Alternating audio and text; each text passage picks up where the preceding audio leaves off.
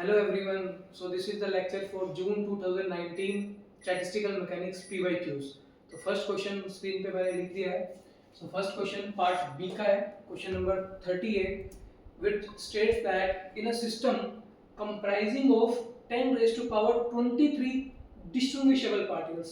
Particles कैसे दे रखे हैं? Distinguishable particles. ठीक है. तो इससे हमें पता लग रहा है ये जो स्टैटिस्टिक्स है वो कैसी स्टैटिस्टिक्स है? Classical. Each particle may occupy 20 distinct states. तो ये क्या दिया हुआ है? कितनी states है पार्टिकल की? That is distinct. Distinct means different. Maximum value of entropy per molecule is. चार ऑप्शंस दे रखे हैं. एंट्रोपी निकालना है. We know entropy is Kb ln omega, where omega is the number of microstates. Number of microstates क्या होती हैं? आपके system में जितने भी पार्टिकल्स अवेलेबल है वो इस 20 डिफरेंट स्टेट्स के अंदर क्या होंगे? ऑक्यूपाई हो जाएंगे. ठीक है. तो वो जब ऑक्यूपाई होंगे तो कितने पार्टिकल्स किस में होंगे? उनका variation is this number of microstate. तो वो चेंज होता रहेगा. वो माइक्रोस्टेट्स का लॉग लेने पे मल्टीप्लाई करोगे केबी से तो दैट विल बी एंट्रोपी. अब उसने क्या बोला है? Maximum value of entropy per molecule, यानी कि हमें सारे मॉलिक्यूल्स के लिए निकालना है. That is 10 raise to power 23 molecules के लिए. फिर लास्ट में क्या करना है? उसको डिवाइड करना है 10 रेज़ टू पावर 23 मॉलिक्यूल से, क्योंकि हमारे यहाँ पे क्या दिया हुआ है? Entropy per molecule. तो मैं क्या करता हूँ? नंबर ऑफ माइक्रोस्टेट्स निकालता हूँ पहले, फिर उसके बाद मेरा एंट्रोपी पर मॉलिक्यूल निकालूंगा. तो स्टैटिस्टिक्स कैसी है? कैसे पता लगा? डिस्टिंग्विशेबल पार्टिकल्स है, पता लगा क्लासिकल स्टैटिस्टिक्स है. That means Maxwell Boltzmann statistics है. और मैक्सवेल बोल्ट्जमैन स्टैटिस्टिक्स में नंबर ऑफ वेज या फिर नंबर ऑफ माइक्रोस्टेट्स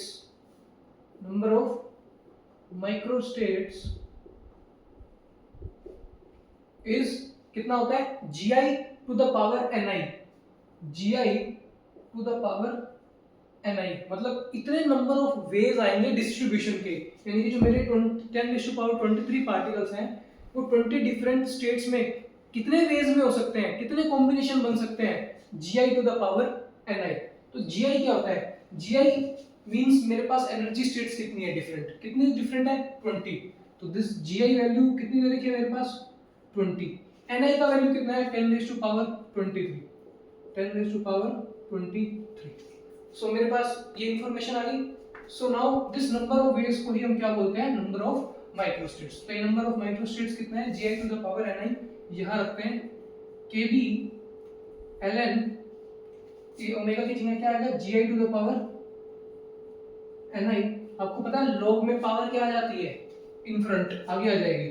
तो this is ni kb log gi. तो वैल्यूज रख दो.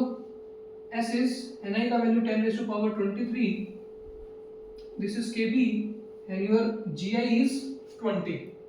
so this is your entropy, maximum value of entropy. But क्या बोला? पर मॉलिक्यूल. तो हमें इसको डिवाइड करना है. ये टोटल एंट्रोपी आई है, हमें डिवाइड करना है पर मॉलिक्यूल. तो मॉलिक्यूल की संख्या कितनी है? 10 रेज़ टू पावर 23. तो 10 रेज़ टू पावर 23 से जब डिवाइड करोगे तो आपके पास एंट्रोपी आएगी. दैट मींस ये कट जाएगा. Your answer will be kb ln 20. अब ऑप्शन चेक करते हैं कि ऐसा कुछ ऑप्शन दिया हुआ है क्या. ठीक है. तो एक ऑप्शन है 20 kb. ये तो बिल्कुल भी ऑप्शन करेक्ट नहीं लग रहा. चलो देख लेते हैं एक बार. ये है 10 ln 2 kb. 10 लोग में क्या होता है? पावर आगे आ जाती है, मींस 2 टू द पावर 10. तो ये तो बिल्कुल भी नहीं है. हमारे पास तो 20 है. 2 टू द पावर 10 तो लाइक 1000 2000 हो जाएगा. ये कितना है? अगर 20 इधर जाएगा 2 टू द पावर 20, ये भी नहीं हो सकता. या तो ए ऑप्शन है या बी ऑप्शन है. अब log 20 की वैल्यू, ठीक है, log 20 की वैल्यू क्या हो सकती है? देखो 20 को मैं ऐसे लिख सकता हूँ 10 into 2. और तुम्हें पता है ln ab is ln a plus ln b. Separate करके लिख देते हैं. तो मेरे पास आएगा ln 10 plus ln 2. ln 10 plus ln 2. सो जब ln को, यानी कि जो हमारा नेचुरल लॉग में कन्वर्जन करेंगे, इस ln को जब लॉग में कन्वर्ट करेंगे तो एक फैक्टर आता है 2.303. 2.303. तो उससे मल्टीप्लाई करते हैं 2.3 kb. ये बन जाएगा log 10 प्लस log 2. ठीक है, क्योंकि मेरे को log की वैल्यू पता है. ठीक है, वैसे इतना याद करने की जरूरत नहीं है. आजकल ऑनलाइन एग्जाम होने लगा है एनटीए का, तो वी हैव कैलकुलेटर्स, तो कैलकुलेटर में आप वैल्यू डालोगे डायरेक्ट ln20 की, तो आपके पास ऑप्शन करेक्ट मिलेगा, this is nearly equal to 3 kb। But मैं आपको यहाँ करके भी दिखाता हूँ, log 10 इज 1, log 2 इज 0.3, 0.3, तो ये 1.3 आया, इस 1.3 को मल्टीप्लाई करना है 2.3 से, 1.3 को मल्टीप्लाई करना है 2.3 से, तो 1.8 दैट इज 3.24 प्लस माइनस 0.25, लगभग 2.99 बनेगा, ये लगभग 2.99 बनेगा, विच इज अप्रोक्सीमेटली जो हमारा करेक्ट बन रहा है, एक तो 3 है, एक 20 है, so we will equate it to 3, तो option B is correct. Direct करना ln20 in the calculator, you will get approximately 2.99, so that will be your 3 kb। so ये पहला क्वेश्चन था आपके लिए, ठीक है। अब नेक्स्ट क्वेश्चन मैं आपको बताता हूँ क्या है। so the next question is, आपको एक इक्वेशन ऑफ स्टेट दिया हुआ है, आपको एक इक्वेशन ऑफ स्टेट दिया हुआ है, that is the equation between PV and temperature। so the question number is, equation of state is given to you, equation of state is given to you, which is PV is equal to RT, where T is temperature, V is volume, P is pressure and R is constant। so at very low temperatures, at low temperature हमें क्या बताना है, volume expansion coefficient, volume expansion coefficient जिसका formula given है, that is 1/v del v by del t at constant pressure, at constant pressure options हैं, diverges as 1/t, diverges as 1/t to the power 2, vanishes as t, independent of temperature। तो ऐसे कुछ चार options दिए हुए हैं, ठीक है। एक इक्वेशन ऑफ स्टेट दी हुई है, PV is equal to RT at very low temperatures, that is T tending to 0, volume expansion coefficient which is given by this 1/v multiplied by the partial derivative of volume with respect to temperature at constant pressure। तो मुझे क्या करना है, del v by del t calculate करना है at constant pressure। उसके बाद देखते हैं कि मुझे कैसा आंसर मिलने वाला है, कि ये मेरा डाइवर्ज करेगा 1/t से, 1/t² से वैनिश करेगा। तो वैनिश का मींस क्या होता है, खत्म हो जाना, दैट इज 0, और डाइवर्ज का मतलब क्या होता है, टेंडिंग टू इनफाइनाइट, कि मेरा डाइवर्ज कर गया ये फंक्शन। और ये है इंडिपेंडेंट ऑफ टेम्परेचर, यानी कि टेम्परेचर पे डिपेंड ही नहीं करेगा। तो सबसे पहले हमें क्या करना है, डेरिवेटिव निकालना है, उसके बाद देखेंगे क्या पूछ रहा है। प्रेशर को मुझे कांस्टेंट रखना है, ठीक है, एट कांस्टेंट प्रेशर, सब कुछ ये क्वेश्चन के अंदर गिवन है। तो मुझे लिखना है PV is equal to RT, so I need to find the derivative of volume with temperature, so P is constant, so this is del V by del T, derivative of volume with respect to temperature, R is constant, so derivative of temperature is 1, so मेरा del V by del T कितना आ गया, R by P, ठीक है। But I have to calculate this volume expansion coefficient which is 1/v times this thing, ठीक है। तो मुझे क्या करना है, इसको 1/v से मल्टीप्लाई करना है, 1/v से मल्टीप्लाई करना है। अब ये सब किस में आ गया, RVP में, लेकिन मुझे किस पे डिपेंडेंसी चेक करनी है, टेम्परेचर पे। तो इसको मुझे किस में कन्वर्ट करना पड़ेगा, टेम्परेचर में। तो टेम्परेचर में कन्वर्ट करने के लिए I will use this equation. तो मैं क्या करता हूँ, किसे सब्स्टिट्यूट करूँ, PV को सब्स्टिट्यूट कर देते हैं। PV इज RT, ठीक है, रख देते हैं PV is RT, so R cancels, it becomes 1/t, it becomes 1/t। अब वो क्या बोल रहा है, at very low temperatures, at very low temperatures, अगर मैं T tending to 0 पुट करूं, T tending to 0, तो this 1/v del v by del t क्या हो जाएगा, अगर T tend to 0 है तो 1/0 that means infinite, that is infinite, यानी कि ये वैल्यू कहाँ टेंड करेगी, इनफाइनाइट पे। तो डाइवर्ज कर रहा है, और डाइवर्ज कर कैसे रहा है, 1/t से। तो my option A is correct. तो डाइवर्ज करेगा 1/t से, that is option number A is correct. ठीक है, पहले टिक कर दिया मैंने। तो आई होप ये क्वेश्चन आपको समझ आया होगा। That is in part B. तो ज़्यादा कैलकुलेशन भी नहीं है एंड सब कुछ गिवन था। You have to just find the derivative of del V by del T. So हटाते हैं इसे एंड नेक्स्ट क्वेश्चन लिखते हैं। तो कभी कभार इजी क्वेश्चंस भी आते हैं, ऐसा नहीं है कि हर क्वेश्चन आपका टफ मिलेगा। सो द नेक्स्ट क्वेश्चन में आपको क्या दिया हुआ है, Hamiltonian of a classical non linear one dimensional oscillator. यानी कि आपको क्या दे रखा है, classical non linear one dimensional simple harmonic oscillator given है, जिसका हैमिल्टोनियन है p square by 2m plus lambda x power 4। One dimensional है मींस x पे डिपेंडेंसी है, y z पे नहीं है।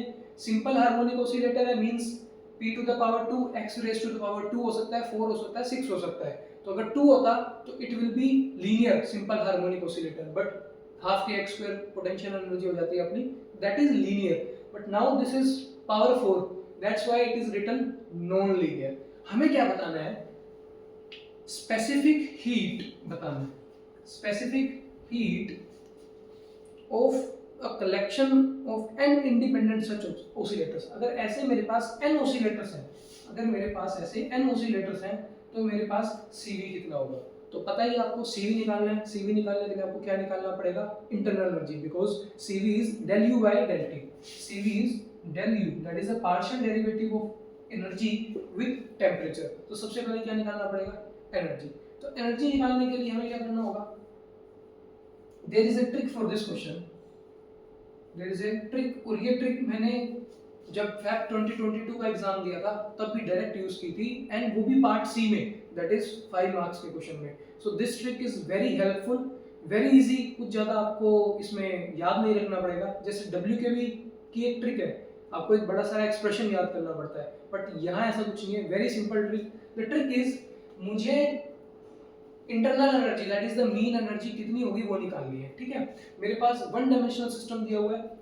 आपको पता है इक्विपार्टीशन लॉ क्या बोलता है, इक्विपार्टीशन लॉ बोलता है कि every degree of freedom has half kT energy, every degree of freedom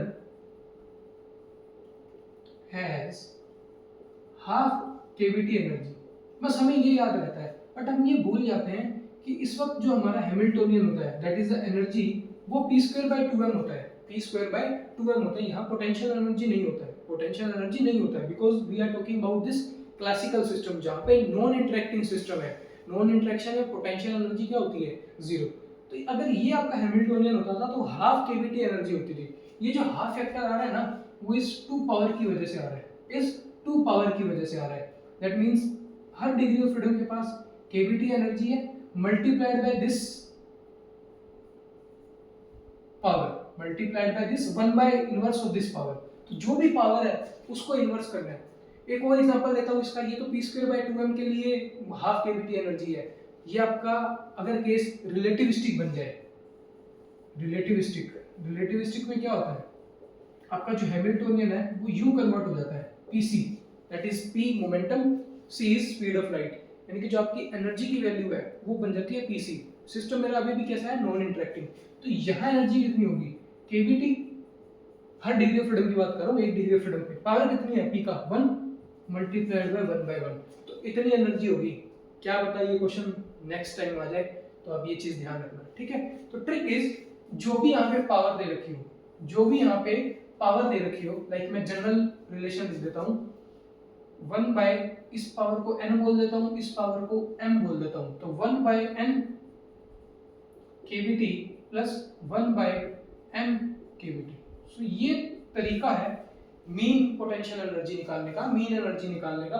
so this is trick, जो भी पावर है उसका इन्वर्स करके kBT से मल्टीप्लाई कर दो।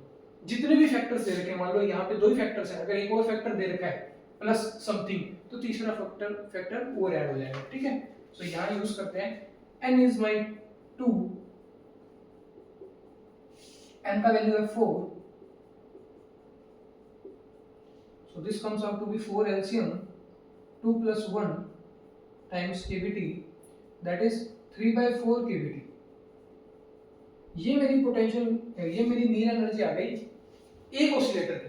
कितने ऑसिलेटर की? एक ऑसिलेटर की। अगर मुझे टोटल निकालनी है तो मुझे क्या करना होगा, इसको n से मल्टीप्लाई करना होगा, क्योंकि मेरे पास कितने ऑसिलेटर्स हैं? n सच ऑसिलेटर्स। ठीक है, u आ गया, टेम्परेचर के साथ डेरिवेटिव कर दो, cv आ जाएगा। तो करें टेम्परेचर के साथ डेरिवेटिव, टेम्परेचर कहाँ पे आएगी ना, पावर कितनी है 1, हट जाएगी तो ये आ जाएगा 3/4 n kV। So this is the option. Check कर लेते हैं कि क्या क्या ऑप्शंस दे रखे हैं। So the options is A option 3n kV/2 which is wrong, 3n kV/4 which is the correct option। B option आपको करेक्ट दे रखा है। Third option is n kV and fourth option is n kV/2। तो ये बहुत best तरीका है आपके लिए। मीन एनर्जी निकालो सबसे पहले, उसके बाद उसका डेरिवेटिव किया टू फाइंड CV। तो ऐसा कभी भी आपको हैमिल्टोनियन गिवन हो तो every degree has a half KVT. ये हाफ स्टेटमेंट है, क्योंकि हाफ केवीटी, हाफ फैक्टर कहां से आया? इस पावर से, p² पावर से।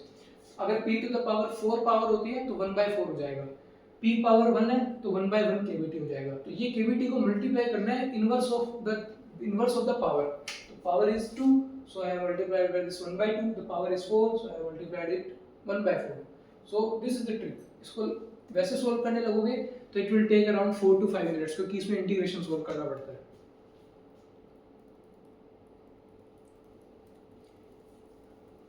सो ये पार्ट बी के आपके क्वेश्चंस खत्म हो गए हैं, तो पार्ट सी पे चलते हैं। सो पार्ट सी का क्वेश्चन देखते हैं।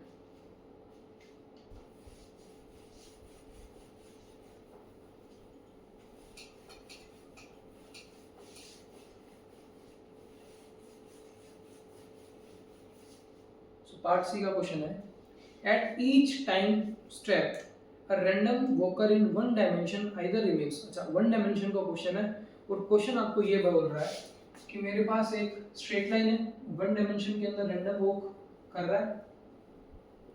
मेरा एक पार्टिकल है जो कि वन डायमेंशन के अंदर रैंडम वॉक कर रहा है। ठीक है, तो रैंडम वॉक में क्या होता है, या तो वो राइट में जा सकता है, या वो लेफ्ट में जा सकता है, या वो कहीं ना जाए। ठीक है, तो इसमें क्या दे रखा है उसने कि एक सर्टेन पॉइंट पे मेरे पास कोई रैंडम वॉकर है, वो क्या कर रहा है, इसी पॉइंट पे रहेगा, इसी पॉइंट पे रहेगा। इसकी प्रोबेबिलिटी क्या दी हुई है? 1/4, यानी कि वो चलेगा ही नहीं, रिमेन्स स्टिल, चलेगा ही नहीं। इसकी प्रोबेबिलिटी कितनी गिवन है? 1/4। यहां से उसके राइट जाने की प्रोबेबिलिटी, यहां से उसके राइट जाने की प्रोबेबिलिटी कितनी गिवन है? 3/8, 3/8। ये बोल देते हैं टुवर्ड्स राइट, टुवर्ड्स राइट। ठीक है, सिमिलरली यहां से लेफ्ट जा सकता है, तो लेफ्ट जाने की प्रोबेबिलिटी कितनी गिवन है? 3/8, टुवर्ड्स लेफ्ट। चेक कर सकते हो, सम ऑफ प्रोबेबिलिटीज इज 1, यानी कि समेशन करोगे pi का तो 1 आएगा। 3/8, 3/8 इज 3/4, 3/4 प्लस 1/4 इज 1, तो प्रोबेबिलिटीज का सम 1 आएगा। तो यहां से वो आगे जा सकता है, तो प्रोबेबिलिटी 3/8, पीछे जाएगा लेफ्ट में तो प्रोबेबिलिटी 3/8, कहीं नहीं जाएगा, अपने पॉइंट पे रहेगा, तो प्रोबेबिलिटी इज 1/4। ठीक है, और स्टेप लेंथ कितनी दे रखी है? डेल्टा, यानी कि आगे कितना जा सकता है? डेल्टा, पीछे कितना जा सकता है? डेल्टा, और अगर कहीं नहीं जा रहा, उसी जगह पे है, तो यानी कि 0, डिस्प्लेसमेंट कितनी है? 0। बट राइट में जा रहा है तो डिस्प्लेसमेंट डेल्टा कर रहा है, पीछे जा रहा है तो डेल्टा डिस्प्लेसमेंट कर रहा है। पूछ क्या रहा है क्वेश्चन में, after n steps, after n such steps root mean square displacement कितना होगा? रूट मीन स्क्वायर डिस्प्लेसमेंट कितना होगा? रूट मीन स्क्वायर डिस्प्लेसमेंट कितना होगा? अगर आपने अच्छे से रैंडम वॉक पढ़ा है, अच्छे से अगर रैंडम वॉक पढ़ा है तो उसमें आपने डायरेक्ट फॉर्मूलेज याद किए होंगे रूट मीन स्क्वायर डिस्प्लेसमेंट के, रूट मीन स्क्वायर डिस्प्लेसमेंट के, जो कि कुछ ऐसे होते हैं, root of n p q, root of n p q। ठीक है, बट एक प्रॉब्लम आ जाएगी आपकी, जब आपने वो डेरिवेशन किया होगा, अगर आपने रैंडम वॉक टॉपिक अच्छे से किया है, तो उसमें सिर्फ 2 ही चांसेस होते हैं, लाइक या तो राइट में जाना है या लेफ्ट में जाना है, या तो राइट में जाना है या लेफ्ट में जाना है। That is either this thing और this thing.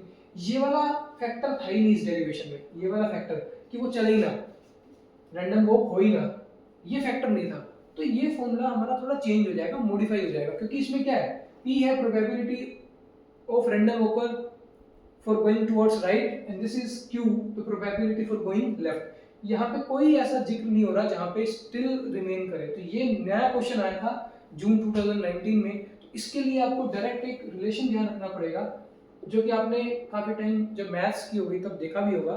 That is the probability, जो भी आपको प्रोबेबिलिटी गिवन है, क्योंकि इन प्रोबेबिलिटीज का यूज होगा, मल्टीप्लाई करना है उन प्रोबेबिलिटीज को, मल्टीप्लाई करना है उन प्रोबेबिलिटीज को उसके डिस्प्लेसमेंट के स्क्वायर से, डिस्प्लेसमेंट के स्क्वायर से, डिस्प्लेसमेंट के स्क्वायर से। तो यहाँ मैंने डिस्प्लेसमेंट का स्क्वायर लिखा है, तो रूट मीन स्क्वायर वैल्यू को मैं ऐसे लिख लेता हूँ आर स्क्वायर, ठीक है, तो कंफ्यूजन नहीं होगी। इस तरफ मेरा रूट मीन स्क्वायर वैल्यू, और यहाँ आ रहा है this probability P I multiplied by this x I square. अगर इसको और जनरल करना चाहूँ, तो अगर मुझे यहाँ आर चाहिए, आर का निकालना है, यानी कि फर्स्ट ऑर्डर का निकालना है, तो क्या फॉर्मूला बनता है, पी आई मल्टीप्लाई एक्स आई। ये फॉर्मूला आपने पढ़ रखा होगा कि प्रोबेबिलिटी को मल्टीप्लाई करते हैं हम किसी क्वांटिटी से, तो हमें उसका मीन मिल जाता है। बट अगर हमें उसका स्क्वायर निकालना है, तो उसकी प्रोबेबिलिटीज को स्क्वायर से मल्टीप्लाई करना होगा। सो ये इतना फॉर्मूला यूज करना था बस यहाँ पे। So my root mean square value will be summation i going from 1 to 3, क्योंकि यहाँ पे 3 केसेस है मेरे पास, तो आई वेरी करेगा 1 से 3। तो p1 x1 square, p2 x2 square plus p3 x3 square, ठीक है। तो p1 is 1/4, that is remain still. तो अगर स्टिल रहेगा तो डिस्प्लेसमेंट कितना होगा, डिस्प्लेसमेंट कितना करेगा, 0, 0 का स्क्वायर, ठीक है। p2 इज मान लेते हैं टुवर्ड्स राइट, प्रोबेबिलिटी इज 3/8, और डिस्प्लेसमेंट कितनी करेगा, डेल्टा, डेल्टा का स्क्वायर, ठीक है। ये गिवन है कि डेल्टा डिस्प्लेसमेंट कर रहा है। p3 that is towards left, probability फिर से 3/8 and multiplied by delta square, ठीक है। तो ये 0 हो जाएगा, दिस 3/8 बाहर आ जाएंगे, multiplied by 2 times this delta square, तो आ जाएगा 3/4 डेल्टा स्क्वायर। तो ये मेरा रूट मीन स्क्वायर वैल्यू आ जाएगा। अच्छा, मुझे इसका करना है root mean square displacement, root करना है। ये मेरा आया है मीन स्क्वायर डिस्प्लेसमेंट, तो भाई मीन का स्क्वायर किया, डिस्प्लेसमेंट ले लिया, मुझे करना है इसका रूट, रूट मीन्स ये निकालना है, तो मैंने ये निकाल लिया, इसका मैं रूट कर दूंगा, इस क्वांटिटी का मुझे क्या करना है, रूट। तो रूट करना है तो ये आ जाएगा मेरे पास डेल्टा बाहर रूट 3/4। तो अगर ऐसा कोई ऑप्शन देखोगे तो आपको एक ही ऑप्शन देखने को मिलेगा 3/4 वाला, which is option number C, ठीक है। सो ये आप बोल सकते हो कि इसकी इजी ट्रिक है करने के लिए, कि आपको ये बस ध्यान रखना है, प्रोबेबिलिटीज को मल्टीप्लाई करते जाना है उसके डिस्प्लेसमेंट से, ठीक है। सो ये 5 मार्क्स के अंदर था, बट वही है कि हमने ये कर रखा था थ्योरी के अंदर, ठीक है। अगर आप ऐसे देखोगे रूट मीन स्क्वायर डिस्प्लेसमेंट को, तो कितना आएगा, n नंबर ऑफ स्टेप्स हैं, राइट जाने की प्रोबेबिलिटी 3/8, लेफ्ट जाने की प्रोबेबिलिटी 3/8, आंसर गलत आ रहा है, कोई मैच नहीं हो रहा है। वो इसलिए नहीं आ रहा है क्योंकि हमने उसमें ये सिनेरियो नहीं लिया था 0, तो ये जनरल फॉर्मूला आया था, तो इसीलिए 5 मार्क्स में आया है, छोटा, बट पहली बार आया था जून 2019 में, उसके बाद से तो ये काफी रिपीट हुआ है कंसेप्ट, कंसेप्ट ध्यान में रखो बस। The next is icing-spring pair, ठीक है। The next question is on icing-spring. Icing-springs वाले जो क्वेश्चंस होते हैं वो काफी कैलकुलेटिव होते हैं, उनमें काफी कैलकुलेशन करनी पड़ती है, वो पार्ट सी में ही आते हैं लगभग। तो इस बार देखते हैं कि कैसा उन्होंने थोड़ा वेरिएशन दिया है। हैमिल्टोनियन गिवन है, 3 स्पिन सिस्टम है, Hamiltonian is -j s1 s2 s2 s3 h s1, जहाँ पे जो तुम्हारी स्पिन्स हैं s1 s2 s3, इनकी वैल्यूज हो सकती है +-1, या तो वैल्यूज +1 ले सकते हैं या वैल्यू ले सकते हैं -1, ओके। हैमिल्टोनियन गिवन है where these j and h are constants, positive constant दिए हुए हैं, मीन वैल्यू निकालनी है S3 की, मीन वैल्यू निकालनी है S3 की, मीन वैल्यू निकालनी है S3 की at equilibrium temperature T, temperature T पे इसका वैल्यू निकालना है। तो अभी अभी जैसे मैंने आपको एक फॉर्मूला बताया था जो रैंडम वॉक में यूज हुआ था मीन स्क्वायर का, तो वहां पे मैंने ये एक मीन का फॉर्मूला भी लिखा था। क्या लिखना होता है? प्रोबेबिलिटी मल्टीप्लाइड बाय, फिर से एक बार लिखते हैं क्या था, अगर आपको मीन निकालना है किसी क्वांटिटी का, मान लेते हैं u का मीन निकालना है, u का मीन निकालना है और u दो वैल्यूज ले सकता है, u1 u2, इसकी प्रोबेबिलिटी है pu1, इसकी प्रोबेबिलिटी है pu2, ठीक है। तो अगर मीन निकालना है तो कैसे लिखते थे, समेशन प्रोबेबिलिटी मल्टीप्लाइड बाय वो वैल्यू, ठीक है, pi ui। अब i की वैल्यू 1 2 3 कितना मर्जी हो सकता है, ठीक है।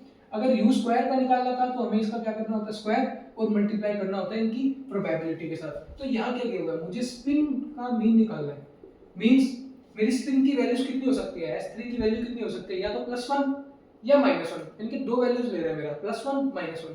तो मुझे प्रोबेबिलिटी निकालनी पड़ेगी +1 के लिए -1 के लिए। तो इसका फॉर्मूला क्या बनेगा, ये देखो, अगर इस फॉर्मूले को आप लगाना चाहोगे तो ये प्रोबेबिलिटी 1 के लिए और स्पिन की वैल्यू क्या हो सकती है, एक बार +1 और एक बार स्पिन की वैल्यू हो सकती है -1। तो यहाँ वैल्यू मुझे रखनी है +1 की, प्रोबेबिलिटी 1 की, तो मल्टीप्लाई करना है 1 से, ठीक है।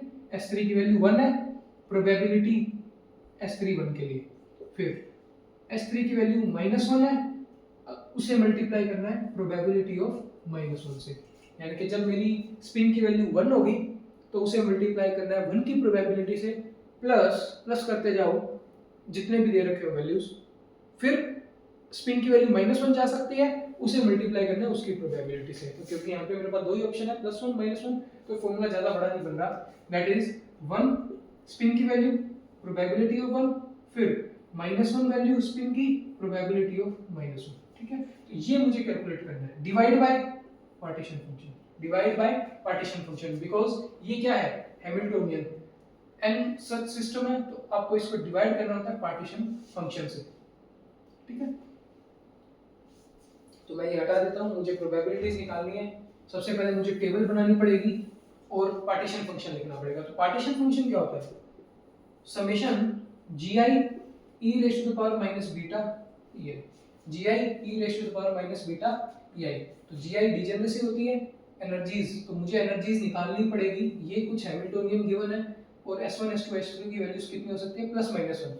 तो जैसे कि दो वैल्यूज हैं और क्वांटिटीज है मेरे पास 3, तो मेरे पास पॉसिबल स्टेट्स बनेंगे 2 to the power 3, that is 8। तो मेरे पास 8 सच कॉम्बिनेशंस बनेंगे S1 S2 S3 के। तो जैसे कि अपने 3 कॉइन उछालते हैं तो कितना आता है, या तो हेड या टेल, दो ही पॉसिबिलिटीज हैं, तो 2 का पावर 3 हमारे पास 8 स्टेट्स आती हैं। तो उन 8 स्टेट्स को हम बनाएंगे यहाँ पे, और फिर उनकी एनर्जीज लिखेंगे, देखेंगे कोई डिजनरेसी है कि नहीं, फिर पार्टीशन फंक्शन लिखेंगे, फिर यहाँ पे आपको प्रोबेबिलिटीज से मल्टीप्लाई करना है, ठीक है। तो काफी लेंथी क्वेश्चन होने वाला है, तो आराम से देखते रहना है यहाँ पे। तो मैं यहाँ टेबल बना लेता हूँ, यहाँ तो नहीं बन पाएगा, छोटा हो जाएगा।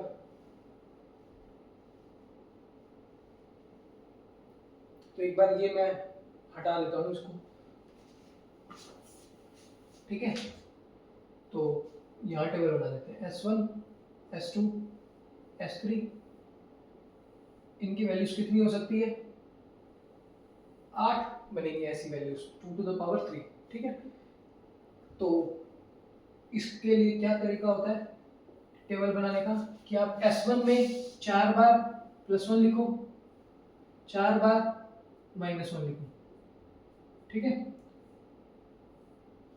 अब यहाँ 4 टाइम्स लिखा है, अब 2 टाइम्स कर दो, 2 टाइम्स रिपीटेशन, 1 1 -1 -1 1 1 -1 -1, फिर S3 तो 1 टाइम रिपीटेशन, यानी कि 1 -1 1 -1 1 -1 1 -1 1 -1 ये तरीका होता है। ऐसे ही हम बनाते थे head head head head tail tail tail tail tail, head head tail tail head head tail tail head tail head tail, ये तरीका होता है इसको करने का।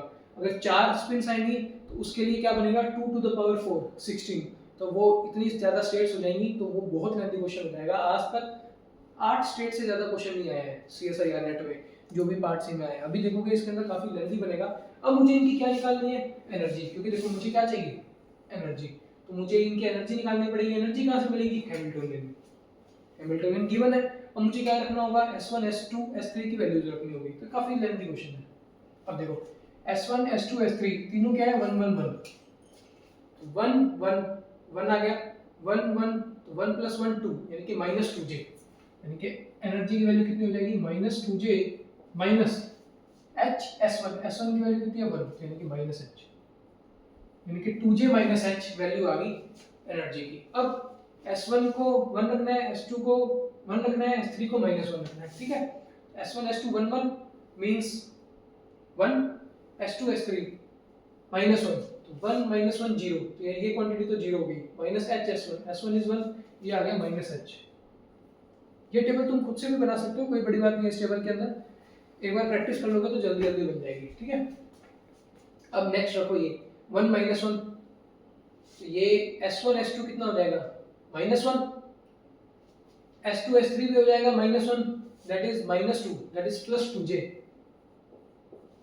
S1 का वैल्यू है 1, दैट इज -h, तो 2j -h इसका बन जाएगा, ठीक है।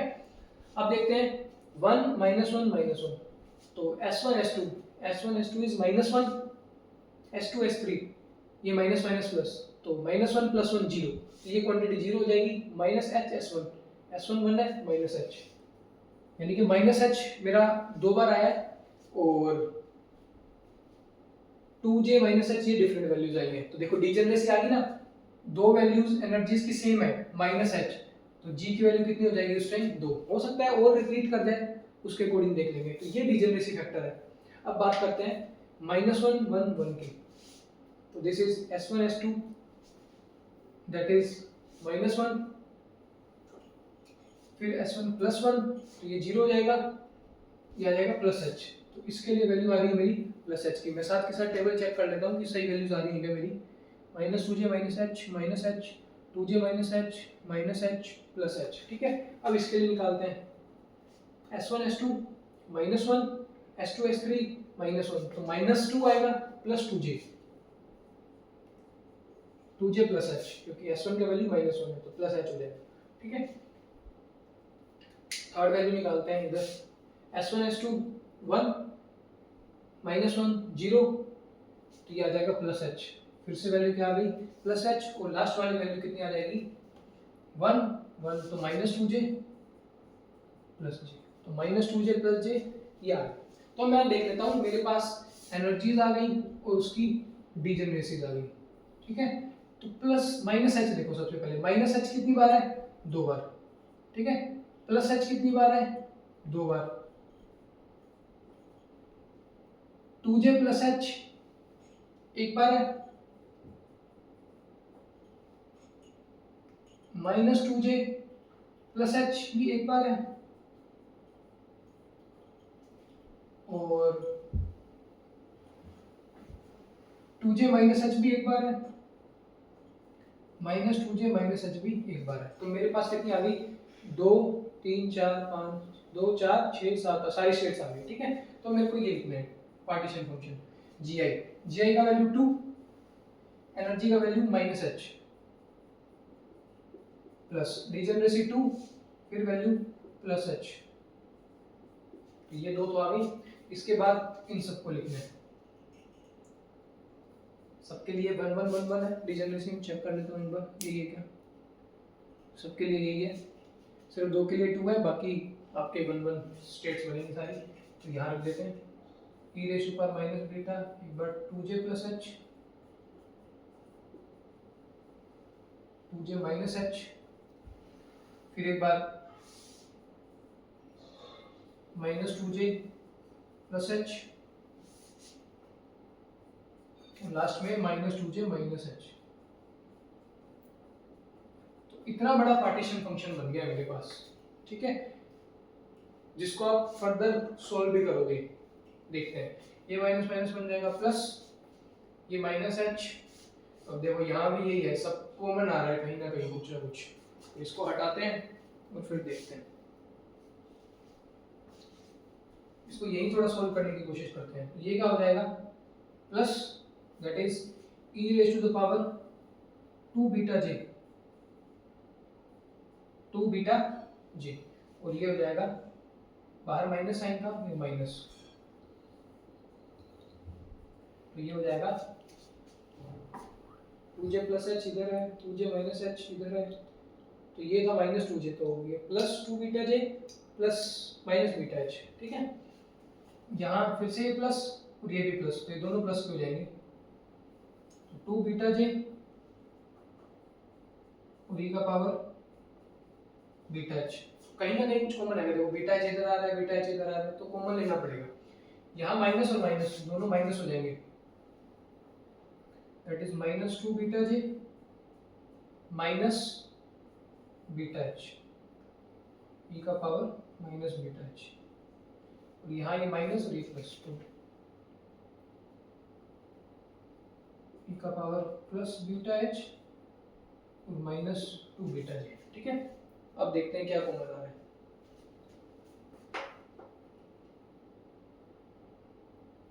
तो यहाँ minus 2 beta j minus 2 beta j, इन दोनों में देखो, इन दोनों में 2 बीटा j, ये कॉमन आ रहा है, ठीक है। सोल्व करते हैं, ये हटा देते हैं टेबल, बट ये टेबल भी चाहिए होगा बाद में, इसको हटा देते हैं, टेबल भी बाद में चाहिए होगा, बस देखते रहो। इस फॉर्मूले में मुझे वैल्यू रखनी है, यहाँ देखो क्या वैल्यू है, 2 माइनस बीटा j कॉमन आ रहा है, अंदर बचेगा प्लस का माइनस का बीटा एच, ठीक है। इसको क्या लिख सकता हूँ, 2 से डिवाइड 2 से मल्टीप्लाई, तो ये मेरा क्या बन जाएगा, cos hyperbolic beta H. Similarly यहाँ देखो e का पावर 2 बीटा j कॉमन आ रहा है, अंदर बचेगा प्लस और माइनस, बीटा एच प्लस का बीटा एच माइनस का, तो यहाँ भी 2 से मल्टीप्लाई 2 से डिवाइड, तो ये फिर से कोस हाइपरबोलिक बन जाएगा। यहाँ देखो 2 कॉमन आ रहा है, दोनों में 2 कॉमन आ रहा है, ये e का पावर बीटा एच, ये e का पावर माइनस बीटा एच, तो यहाँ 2 से मल्टीप्लाई 2 से डिवाइड, तो ये फिर से कोस हाइपरबोलिक बन जाएगा। तो सब में कोस कोस कोस कॉमन आ जाएगा, तो ये देखो, तो z क्या बनेगा, cos hyperbolic beta H, cos hyperbolic beta H, cos hyperbolic beta H common आ रहा है, सब में से कॉमन लो, अंदर क्या बचेगा 2 2 और ये 4, ठीक है। 2 भी कॉमन ले लेते हैं बाहर, एक 2 कॉमन लेंगे तो ये 1 आ जाएगा, यहाँ 1 रह जाएगा और यहाँ 2 रह जाएगा, 2 बस सिर्फ 2 ही रह जाएगा, क्योंकि ये तो हमने कॉमन ले लिया बाहर पूरा, ठीक है। तो इसको हटा देते हैं, ये देखो, ये फिर से 2 से मल्टीप्लाई 2 से डिवाइड, ये फिर से कोस हाइपरबोलिक बन रहा है, तो 2 कोस हाइपरबोलिक बीटा एच, अंदर क्या आ रहा है 2 प्लस दिस, फिर से कोस हाइपरबोलिक इस बार एंगल कितना है 2 बीटा j, ठीक है। तो चेक कर लेता हूँ मेरा ठीक आ रहा है क्या नहीं, तो बिल्कुल ठीक आया, 2 कॉमन आ रहा है इधर से, तो बाहर 2 पहले से ही था, 4 हो जाएगा कोस हाइपरबोलिक बीटा एच, और ये बनेगा 1 plus cos hyperbolic 2 beta j। तो इतना सोल्व करने के बाद मेरा सिर्फ z आया है, अभी मुझे s3 का मीन वैल्यू निकालना है, ठीक है। तो ये काफी लेंथी क्वेश्चन हो गया, ये मुझे अब नहीं चाहिए, इसे मैं हटा देता हूँ, ये मुझे नहीं चाहिए, ये मैंने नहीं हटाया क्योंकि ये मुझे चाहिए होगा, क्योंकि मुझे क्या करना है, प्रोबेबिलिटी लिखनी है 1 के लिए, प्रोबेबिलिटी लिखनी है -1 के लिए, कब, जब s3 मेरा 1 हो, तो 1 कब आ रहा है, ये रहा, ठीक है, एक बार ये रहा, तो 4 बार 1 हो जाएगा और 4 बार -1 हो जाएगा। तो अब मैं स्टार्ट करता हूँ इसको सोल्व करना, ठीक है। तो एक बार z चेक कर लेते हैं, z ठीक आएगा, तो z एब्सोल्युटली करेक्ट है, ठीक है, यहाँ कोई चेंज नहीं करना है। अब इधर देखो, इसका मीन वैल्यू निकालना है s3 का, तो z से डिवाइड करना है, तो z तो एक बार रख देंगे बाद में, पहले यहाँ क्या लिखना है वो देखो 1, उसे मल्टीप्लाई करना है प्रोबेबिलिटी ऑफ 1 से, प्रोबेबिलिटी ऑफ 1 से। तो प्रोबेबिलिटी हम कैसे निकालते हैं, प्रोबेबिलिटी हम कैसे निकालेंगे, प्रोबेबिलिटी 1 कब कब हो रहा है, summation g i e raise to power minus beta ये रहने वाला है। तो 1 एक बार ये होने वाला है 2j minus h plus h plus h. तो इस हिसाब से मुझे कैलकुलेट करना पड़ेगा मेरा e raise to power minus beta ये।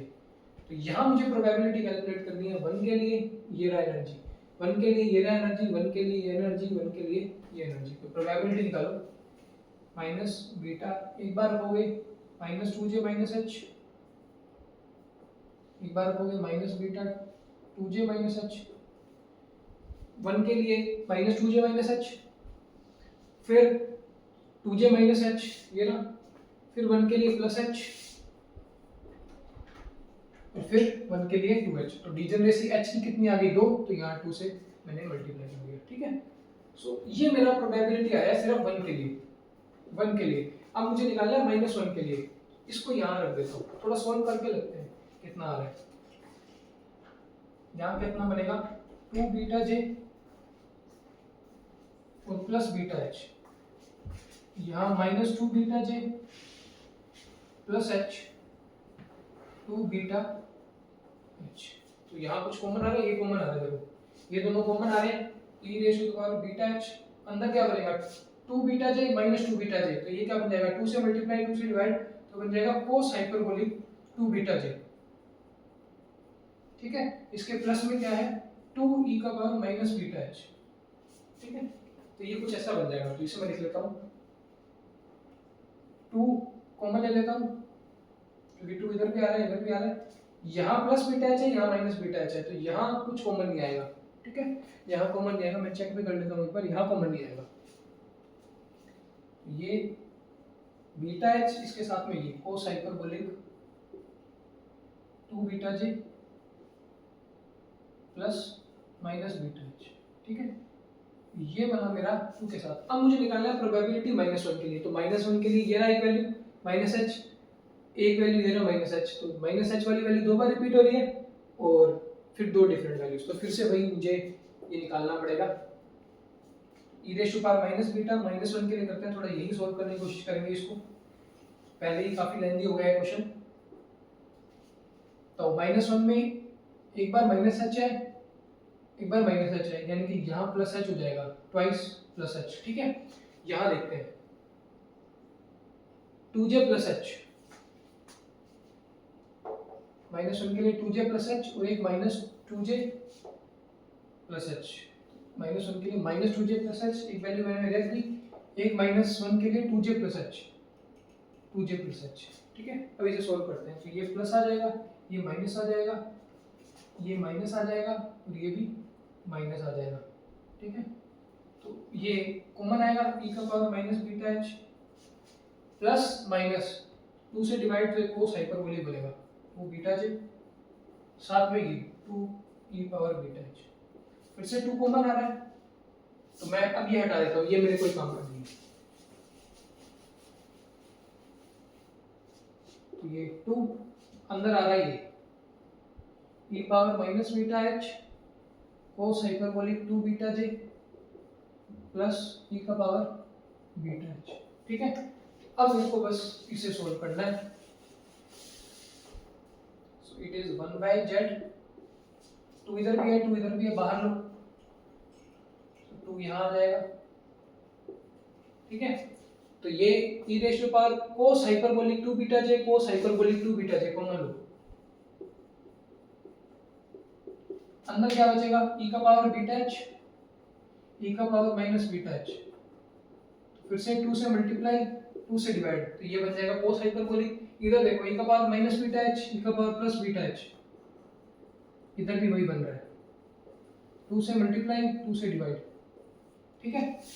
तो दिस इज 2, z का वैल्यू रख देता हूं मैं 4 कोस हाइपरबोलिक बीटा h, साथ में ये 1 plus cos hyperbolic 2 beta j, ठीक है।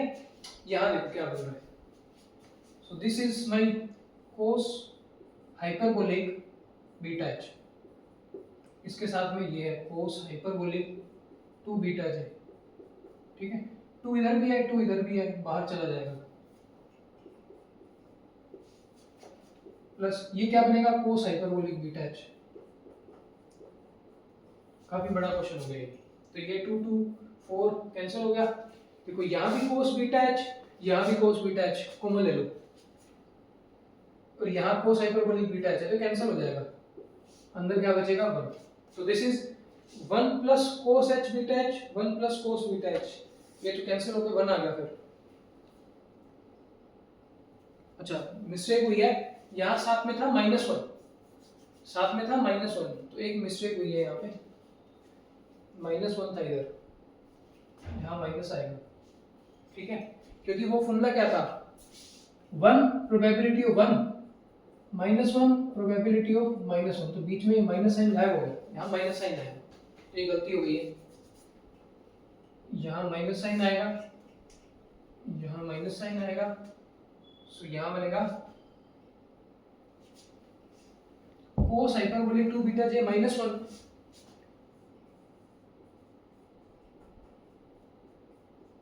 Divided by this cos hyperbolic 2 beta j +1। इसको सोल्व करना है, ठीक है, बाकी सब हमारा कैंसिल हो गया। अच्छा तो यहाँ माइनस था तो कोस हाइपरबोलिक 2 बीटा j, ये e का पावर बीटा h माइनस, यहाँ भी माइनस आएगा, सॉरी यहाँ भी मिस्टेक हुई है, और यहाँ भी माइनस साइन आएगा,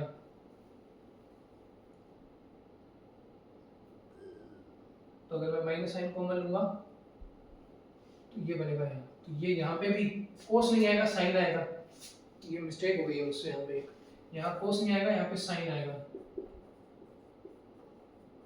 ठीक है, क्योंकि माइनस साइन आ रहा है बीच में, माइनस साइन में यहाँ पे साइन बनता है,